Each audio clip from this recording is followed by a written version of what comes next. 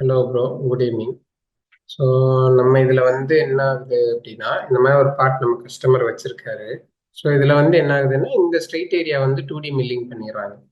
2D milling பண்ணி area ரஃபிங் போட்டால் time waste ஆகுன்றனால இந்த இடத்துக்கு மட்டும் என்ன பண்ணுறாங்கன்னா, ஒரு டைரெக்டாக வந்து ஒன் பாஸ் போகிற மாதிரி 3D சர்ஃபேஸ் ஃபினிஷ் கான்டோரே வந்து அவங்க போடலாம் அப்படின்றதுக்கு ஐடியாலஜிக்கு வராங்க.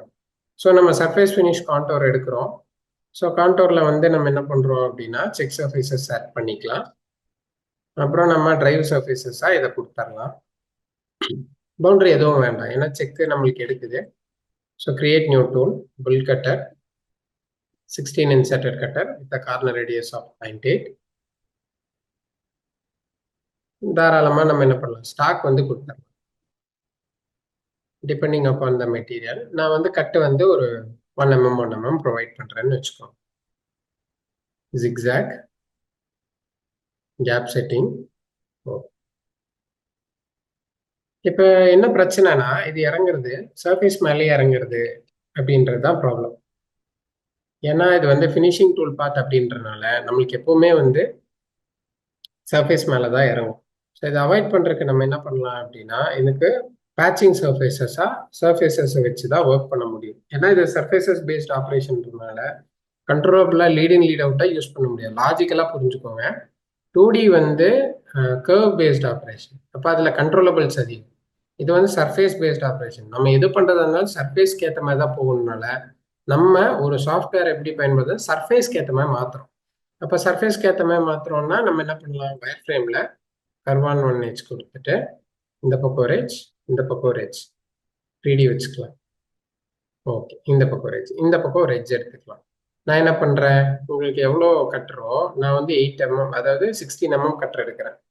ஸோ எனக்கு வந்து ஒரு 8 mm விட அதிகமாக நான் என்ன பண்ணிக்கிறேன்னா ஆஃப்செட் பண்ணுறேன். ட்ரான்ஸ்ஃபார்ம், செயின், இந்த செயின், ஓகே, இந்த பக்கம் எவ்வளோ mm, ஒரு 10 mm பண்ணுறேன். ஓகேவா, இது கரெக்டாக எடுத்துக்கல. சரி, அப்போ நம்ம ட்ரான்ஸ்ஃபார்ம் பண்ணிக்கலாம். ட்ரான்ஸ்லேட் பையில் வந்து ஒரு 10 mm காப்பி பண்ணியாச்சு. அதே மாதிரி இந்த இதுவும் ட்ரான்ஸ்லேட் 10 mm. ஓகேங்களா, இப்போ இதுக்கு வந்து ஒரு எக்ஸ்டென்ஷன் சர்ஃபேஸாக நம்ம ஒன்று கிரியேட் பண்ண போகிறோம். ஸோ சர்ஃபேசஸ், இதில் லாஃப்ட். ஸோ லாஃப்டில் நான் இந்த 2 செயினை பிடிக்கிறேன், இங்கே ஒரு சர்ஃபேஸ் கிரியேட் ஆகுது, அப்ளை, திருப்பியும் இதுக்கும் நான் பிடிக்கிறேன், அப்ளை. ஓகே, இப்போ என்ன ஆயிடுச்சுன்னா இங்கே ஒரு டம்மி சர்ஃபேஸ் ஒன்று கிரியேட் பண்ணியிருக்கேன். இதை பவுண்டரி மூலியமாக லிங்க்இன் பண்ணணும். அதுக்கு முன்னாடியே உங்களுக்கு டிஃப்ரென்ஸ் காட்டுறேன். சர்ஃபேஸஸில் நான் என்ன பண்ணுறேன்னா இதை போயிட்டு கொடுத்துக்கிறேன். இப்போ இதை பார்த்தீங்கன்னா உங்களுக்கு நம்ம வந்து கண்ட்ரோலபிளாக பண்ணலாம். அதாவது பவுண்டரியை வந்து இன்னும் கொஞ்சம் வந்து நம்ம பவுண்டரியை வந்து இதை வந்து லிமிட் பண்ணிக்கலாம். ஃபார் எக்ஸாம்பிள் 2D, நான் ஹைட் வந்து ஒரு 70 வைக்கிறேன். வயர் ஃப்ரேம் Coimbatore 1H,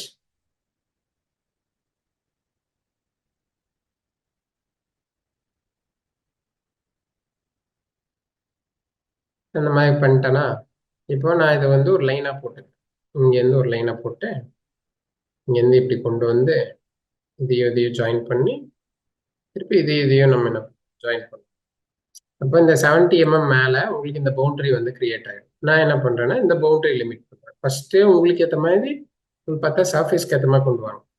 இப்போ சர்ஃபேஸ்ன்றப்போ அது வந்து பேக் சைடு ஃப்ரீயாக இருக்கிறனால, ஏன் பேக் சைடு ஓடுதுன்னா இது ஒரு ஷீட்டாக கன்சிடர் பண்ணுது. அப்போ அது பின்பக்கம் ஓடுது. அப்போ பின்பக்கம் ஓடக்கூடாதுன்னா அடுத்து பவுண்டரிக்கு வரும் நம்ம லிமிட் பண்ணுறது. ஸோ நம்ம என்ன பண்ணலாம், இதில் போகலாம், செயின், டபுள் லைன் இருக்கு, அதனால தான் நம்மளுக்கு என்ன ஆகலை, எடுத்துக்கல. நம்ம ட்ரிம் பண்ணிக்கலாமா? ஸோ இந்த பவுண்டரிஸ் எல்லாம் நல்லா க்ளோஸில் இருக்கான்னு செக் பண்ணிக்கோங்க நீங்களே. ஸோ இப்போ ஜாமெட்ரி, பவுண்டரிஸ்,